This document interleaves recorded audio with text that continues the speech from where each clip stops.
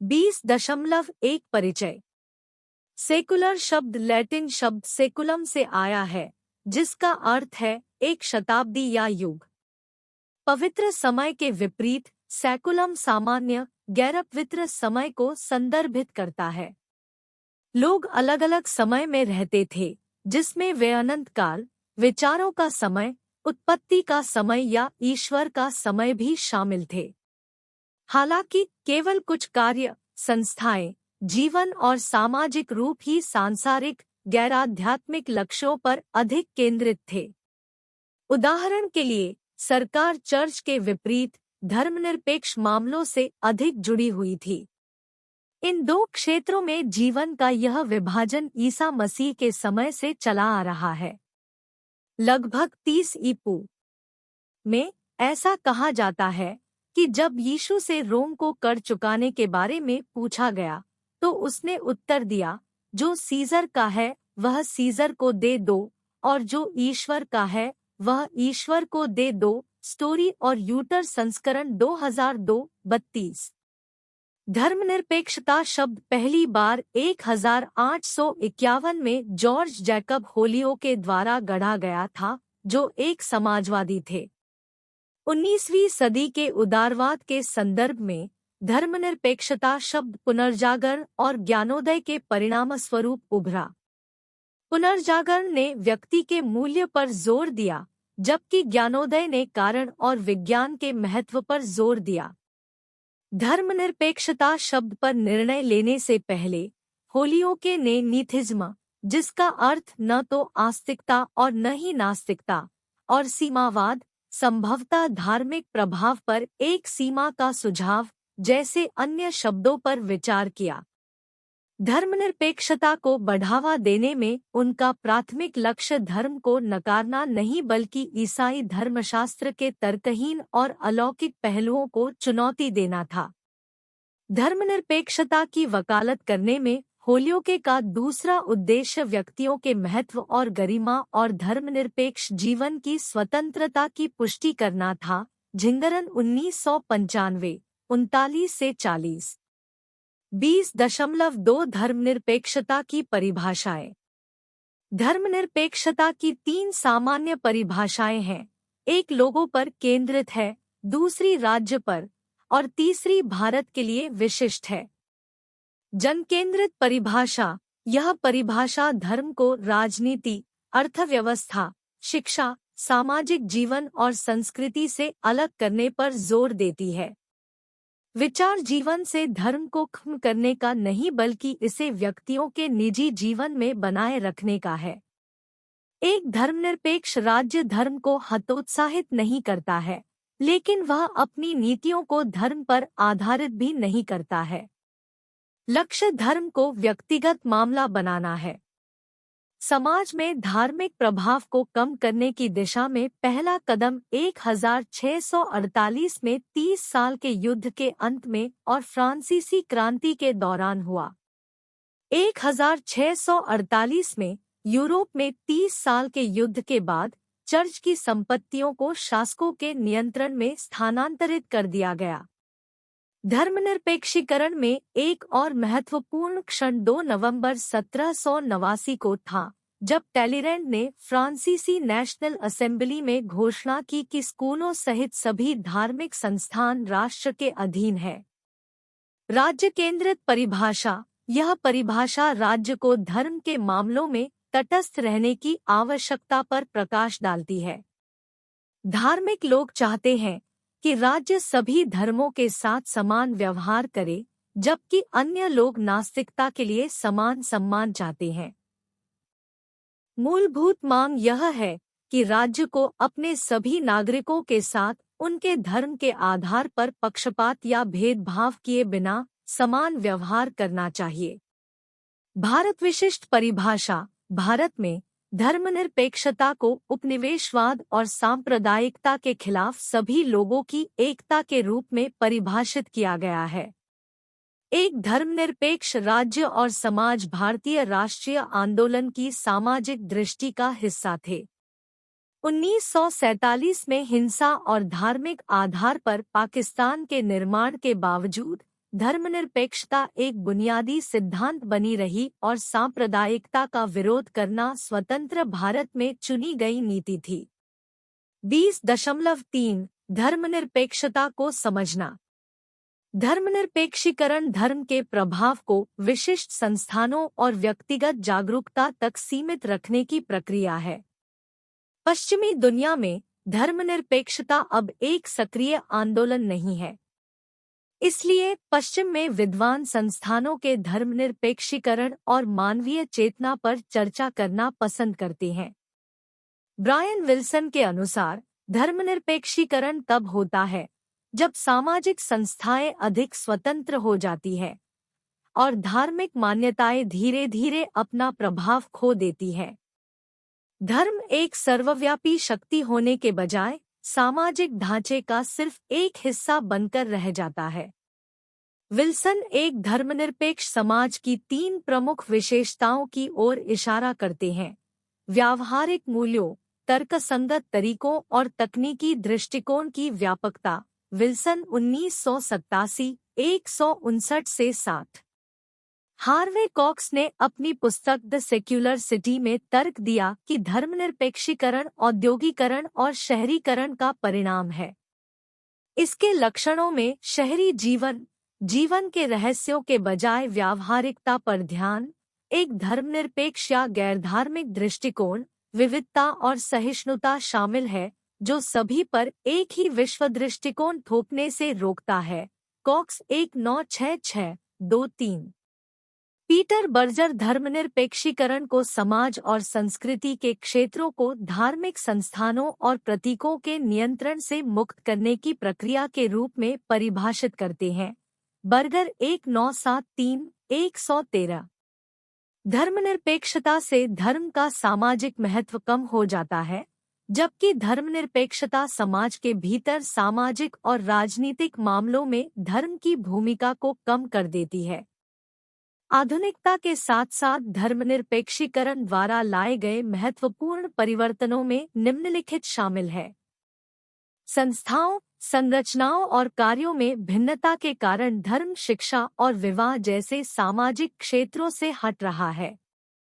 विभिन्न धर्मों और विश्व दृष्टिकोण सहित सामाजिक समूहों के भीतर विभिन्न दृष्टिकोणों का विकास। तर्कसंगतकरण, जैसा कि मैक्स वेबर द्वारा समझाया गया है, जहां एक वैज्ञानिक और तर्कसंगत विश्वदृष्टि उभरती है जो समाज को मिथकों, रहस्यों, चमत्कारों और जादू से दूर करती है। आलोचनात्मक जागरूकता का विकास जो धार्मिक संस्थानों और विश्वास प्रणालियों में छिपी विचारधाराओं को उजागर करता है। आलम 2002-106। सामान्य आबादी के बीच वैज्ञानिक विचारों के लोकप्रिय होने के कारण मानव सोच में बदलाव से धर्मनिरपेक्षीकरण की प्रक्रिया काफी प्रभावित हुई। धर्मनिरपेक्षता ज्ञानोदय से उत्पन्न हुई, जिसने तर्क और विज्ञान के महत्व पर जोर दिया। इस परिवर्तन में उल्लेखनीय आंकड़ों में शामिल है: पोलिश खगोलशास्त्री निकोलस कोपर्निकस 1473 से 1543, जिन्होंने प्रस्तावित किया कि पृथ्वी सूर्य की परिक्रमा करती है, उन्हें चर्च द्वारा निंदा का सामना करना पड़ा। इतालवी गैलीलियो गैलीली 1564 से 1642, जिन्हें पृथ्वी के सूर्य के चारों ओर घूमने के विचार का समर्थन करने के लिए कैथोलिक चर्च द्वारा जीवन भर के लिए नजरबंद कर दिया गया था। जर्मन जोहान्स केपलर 1571 से 1630, जिन्होंने ग्रह पिंडों की गति को नियंत्रित करने वाले कानूनों पर चर्चा की। अंग्रेज आइजैक न्यूटन 1642 से 1727, जिन्होंने द्रव्यमान, बल और गुरुत्वाकर्षण की अवधारणाओं को शामिल करके गति के नियमों को मजबूत किया। न्यूटन का काम फिलोसोफी नेचुरलिस प्रिंसिपिया मैथमेटिका, प्राकृतिक दर्शन के गणितीय सिद्धांत या प्रिंसिपिया 1687, वोल्टेयर द्वारा लोकप्रिय बनाया गया था। इसने यह विचार पेश किया कि दुनिया 18वीं शताब्दी के ज्ञानोदय के दौरान दर्शन और राजनीति को प्रभावित करते हुए तर्कसंगत कानूनों के आधार पर चलती है। सामूहिक रूप से इन प्रकृतियों ने बाइबल के ब्रह्मांड विज्ञान को कमजोर कर दिया, जो पृथ्वी को ब्रह्मांड का केंद्र, कुछ हजार साल पहले हुई सृष्टि और दुनिया के मानव केंद्रित दृष्टिकोण में विश्वास करता था। इसके विपरीत खगोलीय खोजों ने समय और स्थान की भव्य योजना में मनुष्यों और उनके इतिहास के महत्व को कम कर दिया। इसी तरह विकास के विचार ने एक और धारणा को चुनौती दी कि सभी मनुष्य एक जोड़ी आदम और हव्वा से आए हैं। 1809 से 1882 तक अंग्रेजी प्रकृतिवादी चार्ल्स डार्विन ने एक बार 1880 में कार्ल मार्क्स को पत्र लिखकर कहा था कि ईसाई धर्म या आस्तिकता के खिलाफ खुले तौर पर बहस करने से जनता पर ज्यादा प्रभाव नहीं पड़ता है। उनका मानना था कि विचार की स्वतंत्रता को बढ़ावा देना विज्ञान की प्रगति के साथ साथ मानव समझ में क्रमिक वृद्धि के माध्यम से होगा। इसलिए उन्होंने धर्म के बारे में लिखने से परहेज किया और विज्ञान पर ध्यान केंद्रित किया। डार्विन अपने विकासवाद के सिद्धांत के लिए प्रसिद्ध हैं, जिसे उन्होंने 1831 से 1836 तक HMS बीगल पर अपनी यात्रा के दौरान डेटा एकत्र करने के बाद विकसित किया था। उन्होंने गैलापागोस द्वीप समूह पर संबंधित प्रजातियों के बीच अंतर देखा। 1837 तक डार्विन ने पहले ही निष्कर्ष निकाल लिया था कि प्रजातियां समय के साथ बदलती या विकसित होती हैं, क्योंकि नए लक्षण धीरे धीरे अपने पैतृक रूपों को बदलते हैं जब तक कि वे स्पष्ट रूप से भिन्न नहीं हो जाते। रोमन 1999, 89 से 90। इसी काल में इन वैज्ञानिक विचारों का विरोध भी हुआ। उदाहरण के लिए संयुक्त राज्य अमेरिका में ओक्लाहोमा राज्य ने 1923 में पहला विकास विरोधी कानून पारित किया। इस कानून ने सार्वजनिक स्कूलों में चार्ल्स डार्विन के जैविक विकास के सिद्धांतों को पढ़ाने पर प्रतिबंध लगा दिया। स्टोरी और इल्टर संपादित 2002, 34। 20.4 धर्मनिरपेक्षता के सिद्धांत। धर्मनिरपेक्षता के बारे में विचार ऐतिहासिक समय में विकसित हुए जब विभिन्न धार्मिक मान्यताएं थीं और इन मतभेदों के कारण लोगों में अक्सर झगड़े होते थे। 1776 में डेविड ह्यूम ने अपनी पुस्तक डायलॉग्स कंसर्निंग नेचुरल रिलीजन में एक सवाल उठाया, यदि धर्म समाज के लिए अच्छा है तो यह अक्सर गुटों, गृह युद्धों, उत्पीड़न, सरकारी उथल-पुथल, उत्पीड़न जैसी बुरी चीजों को क्यों जन्म देता है। गुलामी। यूरोप में आधुनिक धर्मनिरपेक्षता की उत्पत्ति का पता धर्मयुद्ध से लगाया जा सकता है, जो 1095 और 1464 के बीच लड़े गए 8 पवित्र युद्धों की एक श्रृंखला थी। इन युद्धों का उद्देश्य फिलिस्तीन में मुसलमानों से पवित्र भूमि को पुनः प्राप्त करना था। उस दौरान धार्मिक नफरत को कम करने के उपाय खोजने का प्रयास किया गया। 2 दृष्टिकोण विकसित किए गए। पहली कॉमन ग्राउंड रणनीति थी, जिसका उद्देश्य शांतिपूर्ण सहअस्तित्व और राजनीतिक व्यवस्था के लिए नैतिक दिशानिर्देश स्थापित करना था। एक्विनास, पुफेंडोर्फ और लॉक जैसी हस्तियों ने प्राकृतिक कानून की अपनी व्याख्या प्रस्तुत करते हुए धर्मनिरपेक्षता के इस दृष्टिकोण का समर्थन किया। यह रणनीति विशिष्ट धार्मिक सिद्धांतों के बजाय साझा मान्यताओं पर केंद्रित थी और देववाद, एक ईश्वर में विश्वास, बहुदेववाद या नास्तिकता के विपरीत को जन्म दे सकती थी। यह विभिन्न धार्मिक प्रतिबद्धताओं वाले लोगों के लिए कुछ बुनियादी सिद्धांतों पर एक साथ आने का एक तरीका था। धार्मिक संघर्षों को सुलझाने का दूसरा दृष्टिकोण एक स्वतंत्र राजनीतिक नैतिकता का निर्माण करना था। परस्पर विरोधी मान्यताओं पर ध्यान केंद्रित करने के बजाय यह दृष्टिकोण नैतिक सिद्धांतों का एक सेट सुझाता है जिस पर विभिन्न धर्मों के लोग सहमत हो सकते हैं। ये सिद्धांत मानव स्वभाव के कुछ पहलुओं पर आधारित है।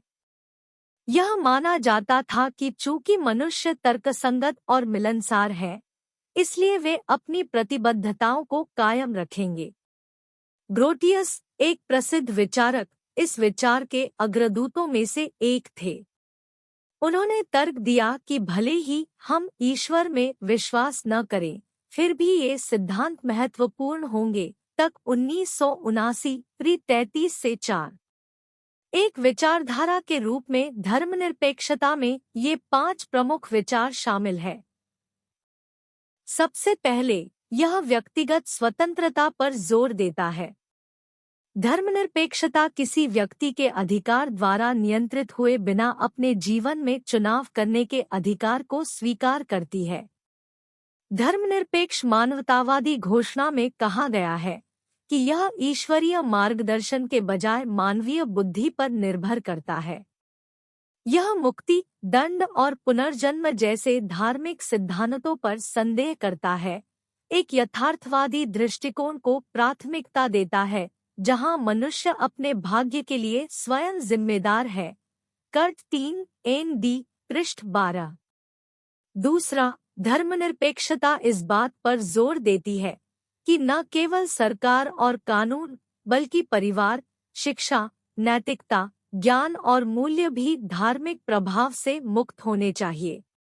भारत में मुख्य विचार धर्म को राजनीति से दूर रखना नहीं है, बल्कि इसे सामाजिक रिश्तों से अलग करना है। गैलेंटर 1998।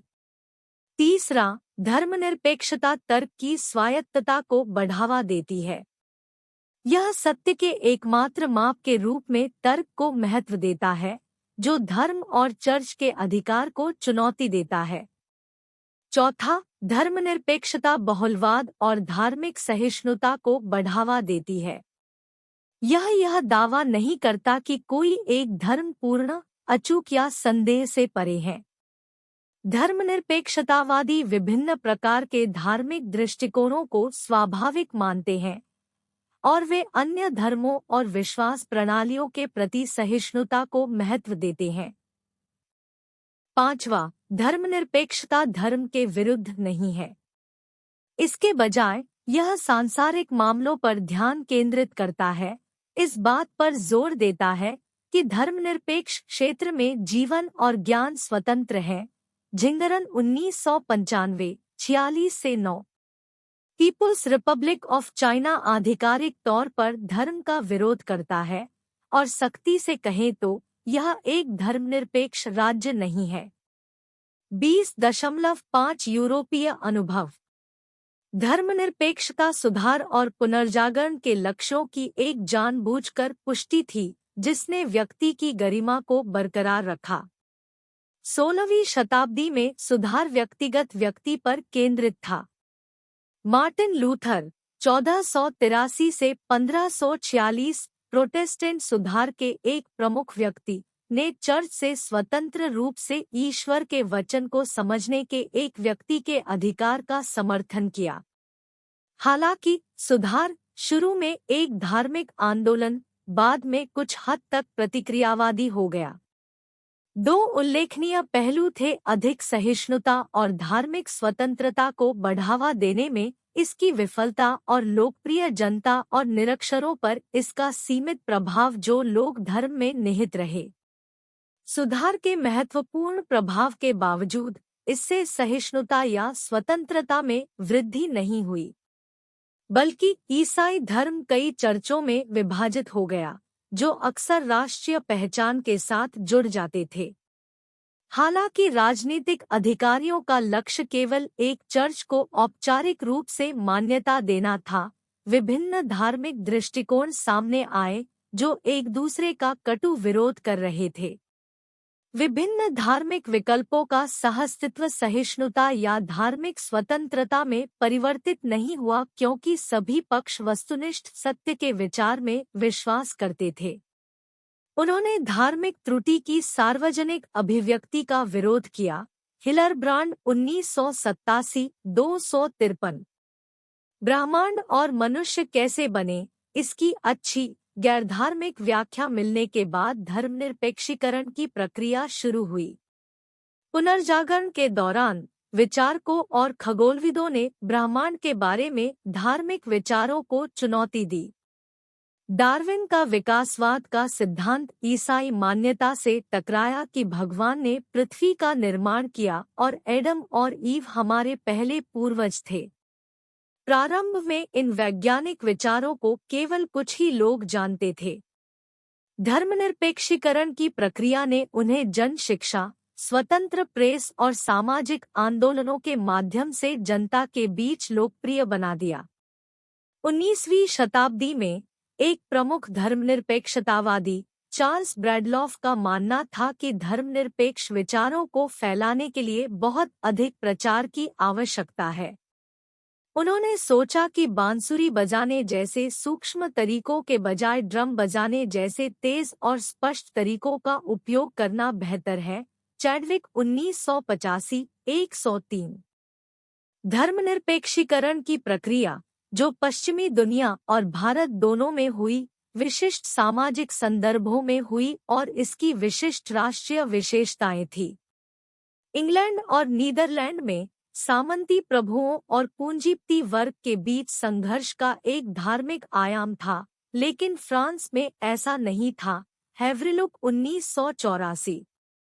धर्मनिरपेक्षीकरण को समझने के लिए हमें इस घटना के सामाजिक इतिहास पर संक्षेप में विचार करना चाहिए, क्योंकि हम केवल प्रकृति में मौजूद नहीं हैं, हम भी मानव समाज में रहते हैं जिसका अपना इतिहास और विकास है, जैसा कि एंगल्स और मार्क्स ने 1976 में समझाया था। पृष्ठ 206। अतीत में सामंती राज्य का धार्मिक संस्थानों के साथ मजबूत संबंध था। राजाओं ने इन संस्थाओं को करमुक्त भूमि प्रदान की और बदले में धार्मिक संगठनों ने अपने सामंती संरक्षकों को ईश्वर की कृपा का आशीर्वाद दिया। सामंती राज्य के साथ टकराव की एक संक्षिप्त अवधि के दौरान पूंजीपति वर्ग धर्मविरोधी दृष्टिकोण के साथ विज्ञान और तर्कसंगता की ओर मुड़ गया। उन्होंने धार्मिक पल्लियों की मांगों को सीमित कर दिया, कई लिपिक प्रतिष्ठानों को भंग कर दिया, पादरी के कार्यबल को कम कर दिया और पादरी सदस्यों के चुनाव के सिद्धांत को पेश किया। आनुवंशिकता के आधार पर सामंती विशेषाधिकारों की प्रथा, संप्रभु की इच्छा से स्वीकृत उत्पीड़न और राजाओं के शासन करने के दैवीय अधिकार के विचार को तर्कसंगत आधार पर चुनौती दी गई थी। उभरते हुए आधुनिक राष्ट्र राज्यों में लोकतंत्र की स्थापना की गई और नागरिकों के अधिकार सुरक्षित किए गए, या तो इंग्लैंड की तरह क्रमिक विकास के माध्यम से या फ्रांस की तरह क्रांतिकारी परिवर्तन के माध्यम से। इन अधिकारों में से एक था अंतरात्मा की स्वतंत्रता। धर्मशास्त्री सोचते हैं कि अंतरात्मा की स्वतंत्रता हमारे भीतर ईश्वर की आवाज की तरह है। दूसरी ओर तर्कवादियों का मानना है कि विवेक इस बात से आता है कि समाज कैसे विकसित हुआ है। वे कहते हैं कि अंतरात्मा की स्वतंत्रता अपने विकास में 3 चरणों से गुजरी। सबसे पहले लोगों ने ऐसे राज्य में धार्मिक सहिष्णुता के लिए लड़ाई लड़ी जहां केवल एक धर्म की अनुमति थी। फिर दूसरे चरण में उन्होंने एक लोकतांत्रिक देश में अंतरात्मा की धार्मिक स्वतंत्रता का दावा करना शुरू कर दिया, जो व्यक्तिगत अधिकारों को महत्व देता है। तीसरे चरण में अंतरात्मा की सच्ची स्वतंत्रता प्राप्त हुई। ऐसा इसलिए हुआ क्योंकि लोगों को नास्तिक होने की अनुमति दी गई थी और यह समझा गया था कि विवेक धर्म से अधिक महत्वपूर्ण है, अन्यथा नहीं। क्रिया और चिंतन 20.1। विभिन्न वर्गों के लोगों से बात करें और उनसे पूछें कि धर्मनिरपेक्षता और धर्मनिरपेक्षीकरण क्या है। अपनी चर्चा को अपनी नोटबुक में नोट करें। शीर्षक: धर्मनिरपेक्षता और धर्मनिरपेक्षीकरण को समझना, एक क्रॉसनुभागीय अन्वेषण। परिचय: इग्नू में एक छात्र के रूप में मुझे धर्मनिरपेक्षता और धर्मनिरपेक्षीकरण पर उनके दृष्टिकोण को समझने के लिए व्यक्तियों के एक विविध समूह के साथ चर्चा में शामिल होने का काम सौंपा गया था। इसका उद्देश्य इन महत्वपूर्ण अवधारणाओं पर अंतर्दृष्टि और प्रतिबिंब इकट्ठा करना था जो भारत के सामाजिक राजनीतिक परिदृश्य के केंद्र में है। इस अभ्यास ने विभिन्न पृष्ठभूमियों और अनुभवों से आए लोगों के अलग-अलग दृष्टिकोणों की एक आकर्षक झलक प्रदान की। धर्मनिरपेक्षता। धर्मनिरपेक्षता एक जटिल और बहुआयामी अवधारणा है जो अक्सर राजनीतिक और दार्शनिक बहसों के केंद्र में होती है। मेरी बातचीत में एक सामान्य बात जो उभर कर सामने आई वह यह थी कि धर्मनिरपेक्षता धर्म को सरकार और सार्वजनिक मामलों से अलग करने का सिद्धांत है। हालांकि इस अलगाव की व्याख्या और महत्व व्यक्तियों के बीच काफी भिन्न होता है। संवैधानिक परिप्रेक्ष्य। कई उत्तरदाताओं ने धर्मनिरपेक्षता के संवैधानिक पहलू पर जोर दिया। उन्होंने इसे भारतीय संविधान में निहित एक मौलिक सिद्धांत के रूप में देखा, जिसमें इस बात पर प्रकाश डाला गया कि राज्य को किसी विशेष धर्म का पक्ष नहीं लेना चाहिए। इसे समान अधिकार, धर्म की स्वतंत्रता और किसी के विश्वास के आधार पर भेदभाव से सुरक्षा सुनिश्चित करने के साधन के रूप में देखा गया था। सांस्कृतिक बहुलवाद। कुछ लोगों के लिए धर्मनिरपेक्षता भारत की समृद्ध सांस्कृतिक विविधता का पर्याय थी।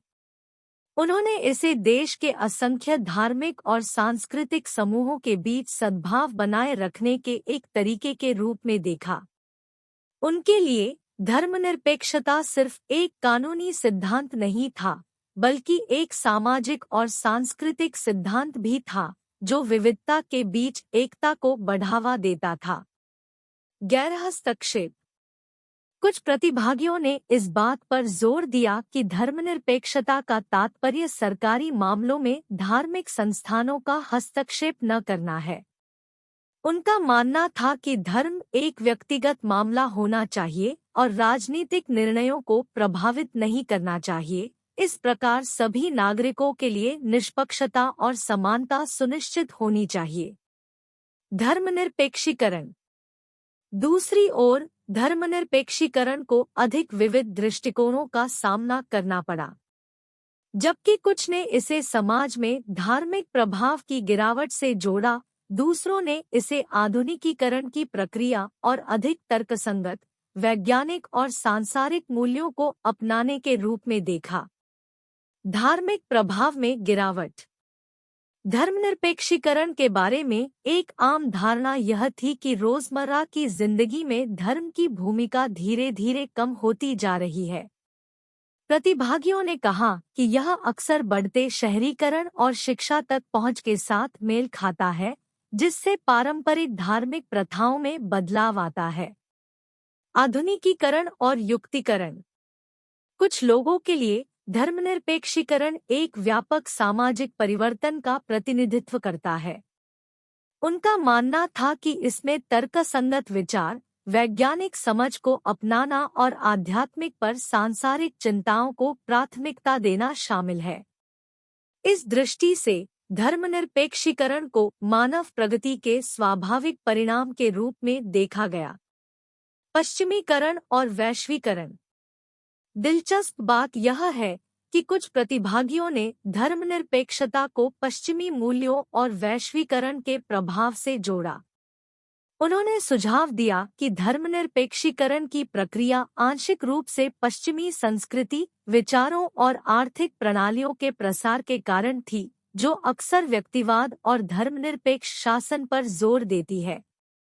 विचार चर्चाओं से भारत में धर्मनिरपेक्षता और धर्मनिरपेक्षीकरण की एक गतिशील और विकसित समझ का पता चला।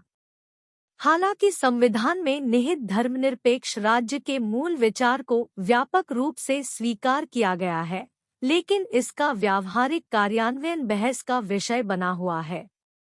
इसी तरह धर्मनिरपेक्षीकरण की अवधारणा की कई तरह की व्याख्याएं की गई, जो भारत के सांस्कृतिक और सामाजिक परिदृश्य की जटिलता को दर्शाती है। एक महत्वपूर्ण प्रतिबिंब राज्य के धर्मनिरपेक्ष आदर्शों को संरक्षित करने और अपने नागरिकों की विविध धार्मिक और सांस्कृतिक पहचान को स्वीकार करने के बीच चल रहा तनाव है। इन पहलुओं के बीच संतुलन हासिल करना एक विकट चुनौती बनी हुई है, क्योंकि कुछ लोगों का तर्क है कि धर्मनिरपेक्षता को बनाए रखने के प्रयास अनजाने में धार्मिक प्रथाओं के अतिनियमन को जन्म दे सकते हैं।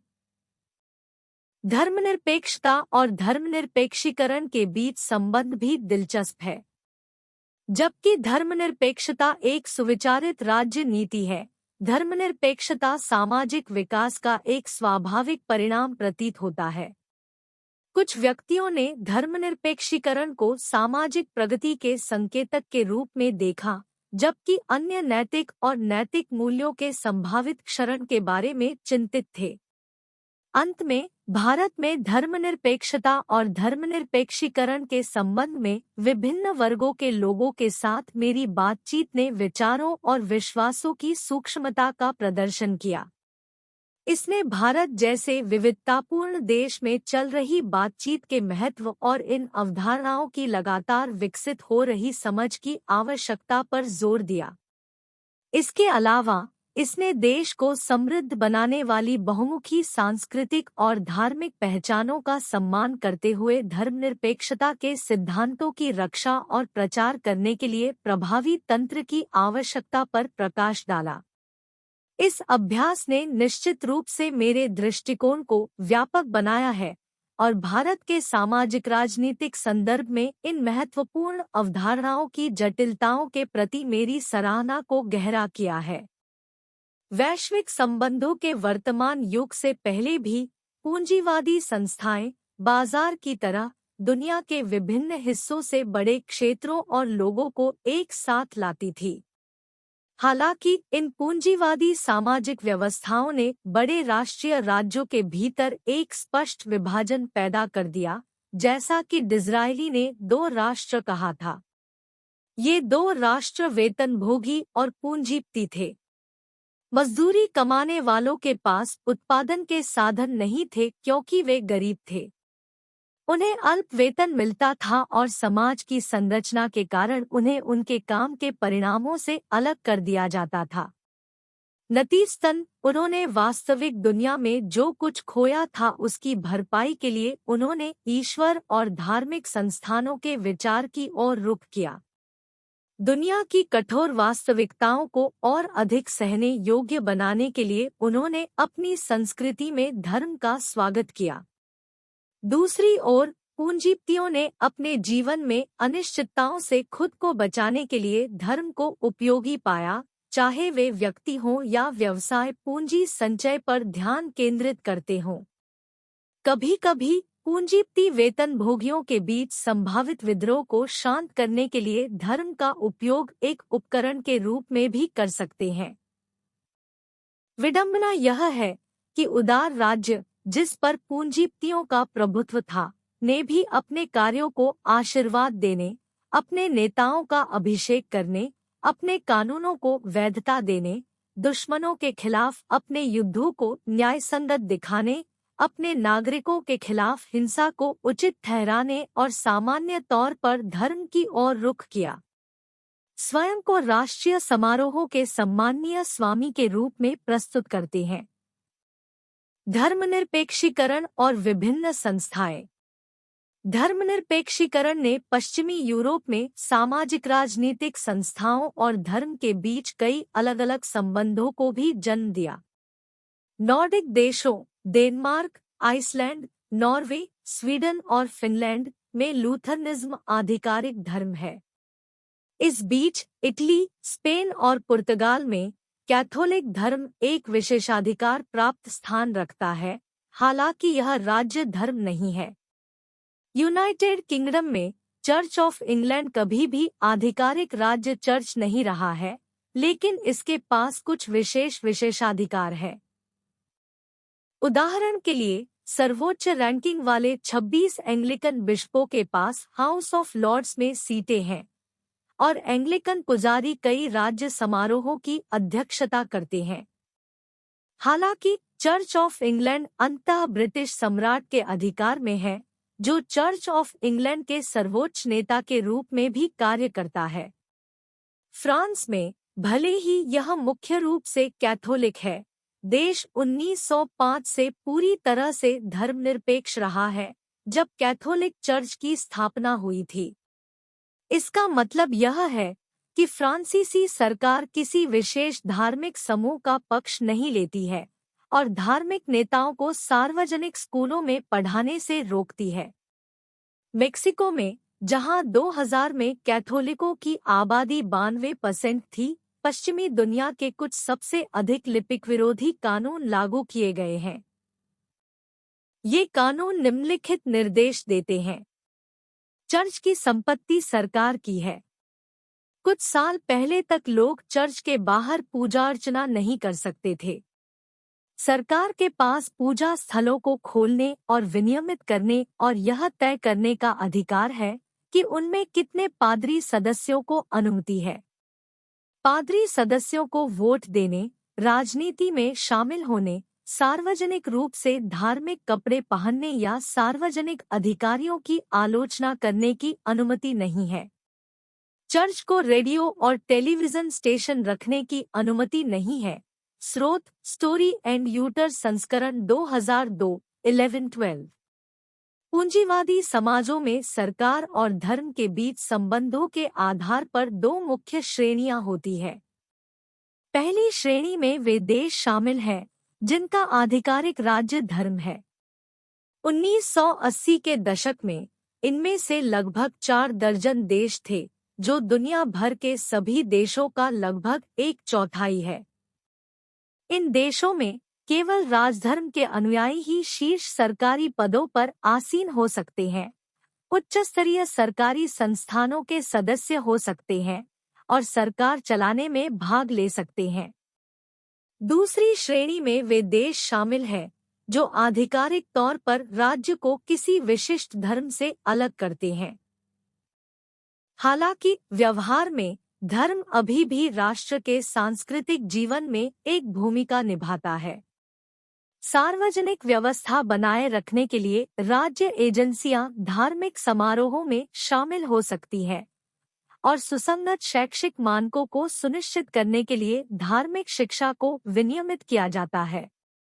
धार्मिक संस्थानों की देखरेख जनता की भलाई के हित में की जाती है। भारत इस बाद वाली श्रेणी में आता है जहां चर्च और राज्य का औपचारिक अलगाव है, लेकिन सरकार अभी भी धार्मिक मामलों पर बातचीत करती है। 20.6 भारतीय अनुभव। आधुनिक लोकतंत्र के लिए धर्मनिरपेक्षता सिर्फ एक अतिरिक्त विशेषता नहीं है, यह अवश्य होना चाहिए। भारत में कई अलग-अलग धार्मिक और जाति समूह हैं जो एक दूसरे के साथ विविध और निष्पक्ष तरीके से बातचीत करना चाहते हैं।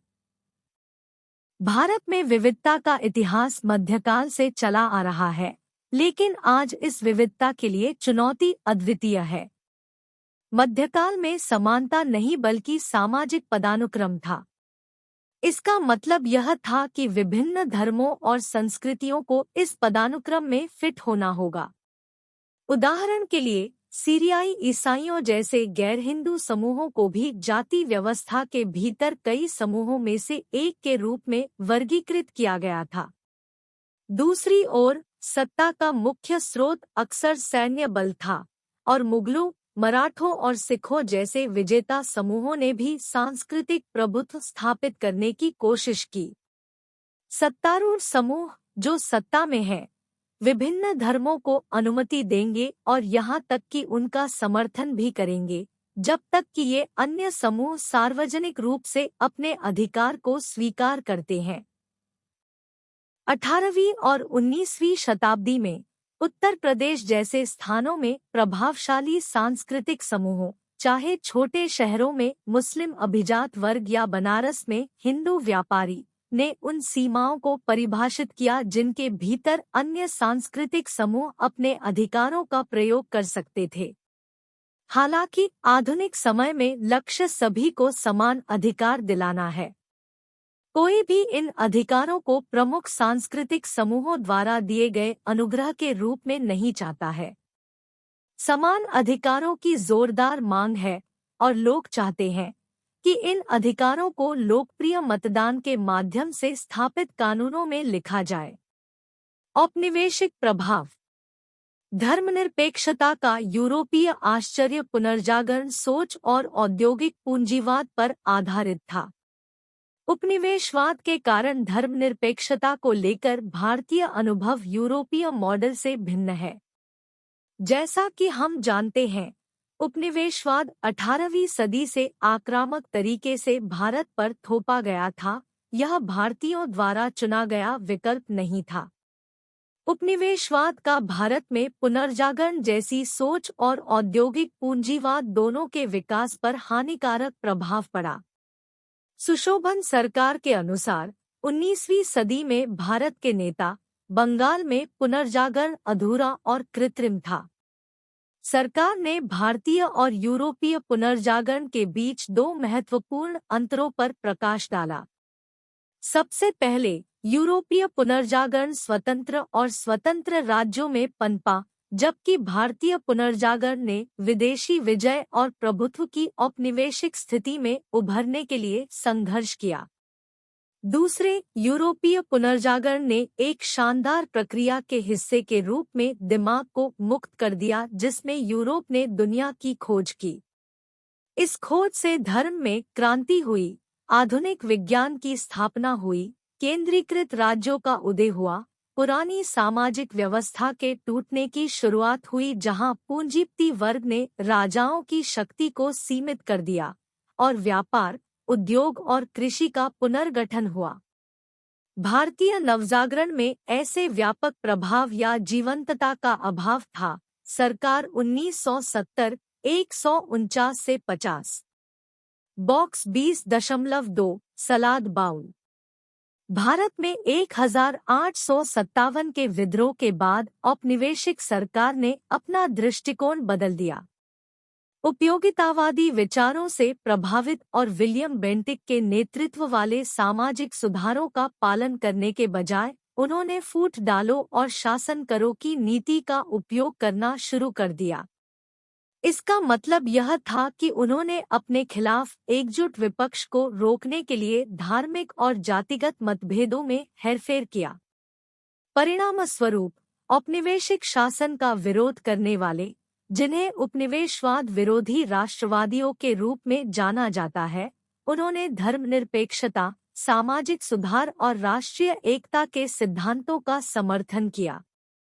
इन राष्ट्रवादी नेताओं को धर्मनिरपेक्षता के अपने विचार के लिए 3 प्रमुख स्रोतों से प्रेरणा मिली। सबसे पहले, वे आधुनिक पश्चिमी सोच से प्रभावित थे, विशेषकर अंग्रेजी औद्योगिक क्रांति और फ्रांसीसी राजनीतिक क्रांतियों के विचारों से।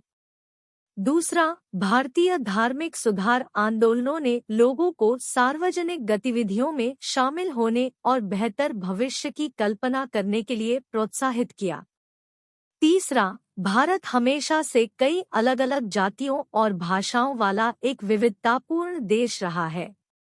विविधता में एकता की राष्ट्रवादी रणनीति ने राष्ट्रीय एकता के लक्ष्य और एक ऐसे समाज के आदर्श दोनों को पूरा किया जो मतभेदों को स्वीकार करता था और एक ऐसी संस्कृति को महत्व देता था जो पिघलने वाले बर्तन के बजाय मिश्रित सलाद कटोरे की तरह थी। सलाद कटोरे में प्रत्येक घटक समग्र का हिस्सा होते हुए भी अपनी विशिष्टता बनाए रखता है। इसी प्रकार भारत में विभिन्न सामाजिक सांस्कृतिक समूहों ने भारतीय राष्ट्र के रूप में ज्ञात बड़ी राजनीतिक और आर्थिक इकाई का हिस्सा रहते हुए भी अपनी विशिष्ट पहचान बनाए रखी।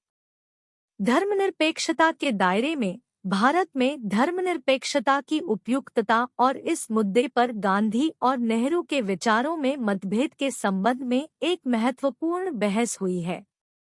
टी.एन. मदन ने सेकुलरिज्म इन इट्स प्लेस शीर्षक से अपने काम में आधुनिकीकरण के विचार की सावधानीपूर्वक आलोचना की है। उनका तर्क है कि धर्मनिरपेक्षता और भारतीय संस्कृति 2 मुख्य कारणों से मेल नहीं खाते हैं। सबसे पहले उन्होंने उल्लेख किया कि सामान्य ज्ञानोदय परिप्रेक्ष्य धर्म को तर्कहीन के रूप में देखता है। भारतीय सार्वजनिक जीवन और संस्कृति से धर्म को हटाने की कोशिश, जैसा कि धर्मनिरपेक्षता का लक्ष्य है, सफल होने की संभावना नहीं है। दूसरे, मदन का दावा है कि अगर धर्मों को जबरदस्ती बाहर रखा जाए तो वे गायब नहीं हो जाएंगे। वास्तव में, यदि धर्म को बाहर धकेला गया तो मजबूत सांस्कृतिक प्रतिरोध होगा। नेहरू ने धर्म को जबरन हटाने के दृष्टिकोण की वकालत नहीं की, जैसा कि तुर्की में हुआ। हालांकि नेहरू के विचारों का पालन करने वालों ने धर्मनिरपेक्ष लक्ष्यों को बढ़ावा देने के लिए राज्य संस्थानों का उपयोग करने का प्रयास किया। दुर्भाग्य से वे असफल रहे और मदन के अनुसार धार्मिक असहिष्णुता और सांप्रदायिक हिंसा के बढ़ने के लिए कुछ दोष उन पर डाला जाना चाहिए। मदान 1991, 398। कट्टरता और असहिष्णुता का मुकाबला करने के लिए मदन दो परस्पर विरोधी सुझाव प्रस्तुत करते हैं। सबसे पहले उनका सुझाव है कि किसी को भी सार्वजनिक जीवन से धर्म को खत्म करने की मांग नहीं करनी चाहिए। इसके बजाय उनका मानना है कि प्रत्येक धर्म के संसाधनों का उपयोग सहिष्णुता को बढ़ावा देने और कट्टरता का मुकाबला करने के लिए किया जाना चाहिए। दूसरा, मदन धर्मनिरपेक्षता के मौजूदा रूपों को खारिज करने और उनके स्थान पर भारत के सांस्कृतिक संदर्भ के लिए उपयुक्त आधुनिक धर्मनिरपेक्षता को अपनाने का प्रस्ताव करता है। भार्गव 1998, 524। धर्मनिरपेक्षता के दायरे में भारत में धर्मनिरपेक्षता की उपयुक्तता और इस मुद्दे पर गांधी और नेहरू के विचारों में मतभेद के संबंध में एक महत्वपूर्ण बहस हुई है। टी.एन. मदन ने सेकुलरिज्म इन इट्स प्लेस शीर्षक से अपने काम में आधुनिकीकरण के विचार की सावधानीपूर्वक आलोचना की है। उनका तर्क है कि धर्मनिरपेक्षता और भारतीय संस्कृति दो मुख्य कारणों से मेल नहीं खाते हैं। सबसे पहले उन्होंने उल्लेख किया कि सामान्य ज्ञानोदय परिप्रेक्ष्य धर्म को तर्कहीन के रूप में देखता है। भारतीय सार्वजनिक जीवन और संस्कृति से धर्म को हटाने की कोशिश, जैसा कि धर्मनिरपेक्षता का लक्ष्य है, सफल होने की संभावना नहीं है। दूसरे, मदन का दावा है कि अगर धर्मों को जबरदस्ती बाहर रखा जाए तो वे गायब नहीं हो जाएंगे। वास्तव में, यदि धर्म को बाहर धकेला गया तो मजबूत सांस्कृतिक प्रतिरोध होगा। नेहरू ने धर्म को जबरन हटाने के दृष्टिकोण की वकालत नहीं की, जैसा कि तुर्की में हुआ। हालांकि नेहरू के विचारों का पालन करने वालों ने धर्मनिरपेक्ष लक्ष्यों को बढ़ावा देने के लिए राज्य संस्थानों का उपयोग करने का प्रयास किया। दुर्भाग्य से वे असफल रहे और मदन के अनुसार धार्मिक असहिष्णुता और सांप्रदायिक हिंसा के बढ़ने के लिए कुछ दोष उन पर डाला जाना चाहिए। मदान 1991, 398। कट्टरता और असहिष्णुता का मुकाबला करने के लिए मदन दो परस्पर विरोधी सुझाव प्रस्तुत करते हैं। सबसे पहले उनका सुझाव है कि किसी को भी सार्वजनिक जीवन से धर्म को खत्म करने की मांग नहीं करनी चाहिए। इसके बजाय उनका मानना है कि प्रत्येक धर्म के संसाधनों का उपयोग सहिष्णुता को बढ़ावा देने और कट्टरता का मुकाबला करने के लिए किया जाना चाहिए। दूसरा, मदन धर्मनिरपेक्षता के मौजूदा रूपों को खारिज करने और उनके स्थान पर भारत के सांस्कृतिक संदर्भ के लिए उपयुक्त आधुनिक धर्मनिरपेक्षता को अपनाने का प्रस्ताव करता है। भार्गव 1998, 524। आशीष नंदी आधुनिकीकरण की कड़ी आलोचना करते हैं। वह आस्था के रूप में धर्म और विचारधारा के रूप में धर्म के बीच स्पष्ट अंतर करते हैं। आस्था के रूप में धर्म जीवन जीने का एक विविध तरीका है, एकीकृत नहीं है और व्यावहारिक रूप से इसकी विभिन्न व्याख्याएं हैं। दूसरी ओर विचारधारा के रूप में धर्म का उपयोग गैरधार्मिक आमतौर पर राजनीतिक या सामाजिक आर्थिक हितों वाले समूहों के लिए पहचान के साधन के रूप में किया जाता है। नंदी के अनुसार आधुनिकीकरण पहले धर्म को विचारधारा के रूप में बनाता है और फिर उसका सामना करने के लिए धर्मनिरपेक्षता का परिचय देता है। नंदी का मानना है कि आधुनिक वैज्ञानिक राष्ट्रवादी धर्मनिरपेक्षता इस समय संकट का सामना कर रही है।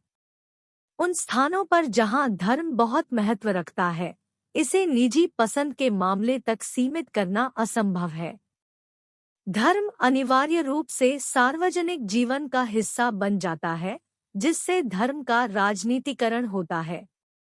नंदी यह भी बताते हैं कि धर्मनिरपेक्षता एक असहिष्णु विचारधारा में बदल गई है, जिसके समर्थक आधुनिकीकरण, विकास, वैज्ञानिक प्रगति और राष्ट्र निर्माण है। धर्मनिरपेक्षता का यह रूप विश्वासियों को अलग-थलग कर देता है और पुरानी और नई दोनों प्रकार की हिंसा को जन्म देता है।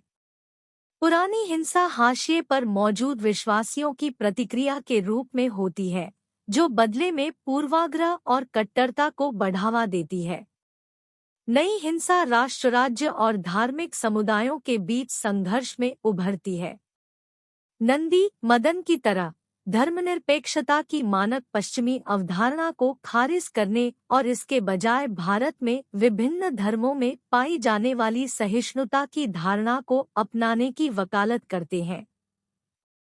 वह धर्मनिरपेक्षता के दो संस्करणों में विश्वास करते हैं। पहला पारंपरिक पश्चिमी दृष्टिकोण है, जो धर्म को राजनीति से अलग करता है। दूसरा एक गैर पश्चिमी विकल्प, विभिन्न धार्मिक परंपराओं और धार्मिक और धर्मनिरपेक्ष के बीच चल रहे संवाद की अनुमति देता है। नंदी का सुझाव है कि यह दृष्टिकोण क्षेत्र में प्रत्येक प्रमुख आस्था को अन्य आस्थाओं के तत्वों को शामिल करने, आंतरिक आलोचना को बढ़ावा देने और पारगमन सिद्धांतों में विविधता को उजागर करने के लिए प्रेरित कर सकता है। नंदी आधुनिकता और धर्मनिरपेक्षता की पारंपरिक अवधारणा को खारिज करते हैं, लेकिन धर्मनिरपेक्षता के अपने संस्करण का समर्थन करने के लिए वह पारंपरिक धर्मों की सहिष्णुता पर भरोसा करते हैं। मदन और नंदी अत्यधिक धर्मविरोधी विचारों और धर्मनिरपेक्षता के एक ऐसे रूप की कड़ी आलोचना करते हैं, जो सार्वजनिक जीवन से धर्म को पूरी तरह से बाहर कर देता है। वे धर्म को पूरी तरह निजी मामला बनाने और उसका राजनीतिकरण करने का समर्थन नहीं करते। वे बताते हैं कि धर्मनिरपेक्षता उन स्थितियों में कम पड़ जाती है जहां लोगों के लिए धर्म अत्यधिक महत्वपूर्ण है। ऐतिहासिक संदर्भ महत्वपूर्ण है। आधुनिक धर्मनिरपेक्षता का उदय इसलिए हुआ क्योंकि समाज पारंपरिक धार्मिक संघर्षों से थक गया था। चूंकि ये संघर्ष फिर से उभर रहे हैं, इसलिए उन धर्मों की ओर वापस जाना उचित नहीं है जो अतीत में विफल रहे हैं। आधुनिक संस्कृति पेशेवरों और विपक्षों दोनों का एक मिश्रित थैला है। एक ओर यह कुछ संबंधित लक्षण प्रदर्शित करता है, जैसे नियंत्रण की इच्छा, प्रकृति और मानव जीवन के लिए एक साधनात्मक और कभी-कभी विनाशकारी दृष्टिकोण, विशेष रूप से वंचितों और कठोर पूंजीवाद के पीड़ितों के प्रति। इसमें भटकाव की भावना और खालीपन की भावना, उपभोक्तावाद के माध्यम से स्वतंत्रता का तुच्छीकरण और एक हतप्रभ सुखवादी रवैया भी है। दूसरी ओर आधुनिक संस्कृति स्वतंत्रता, मानवाधिकार, लोकतंत्र, विविधता की मान्यता और शांति और मानव कल्याण के लिए काम करने वाले वैश्विक आंदोलनों जैसे एमनेस्टी इंटरनेशनल और मेडिसिन सैंस फ्रंटियर्स, टेलर 2006 पृष्ठ 7 जैसे महत्वपूर्ण लाभ प्रदान करती है।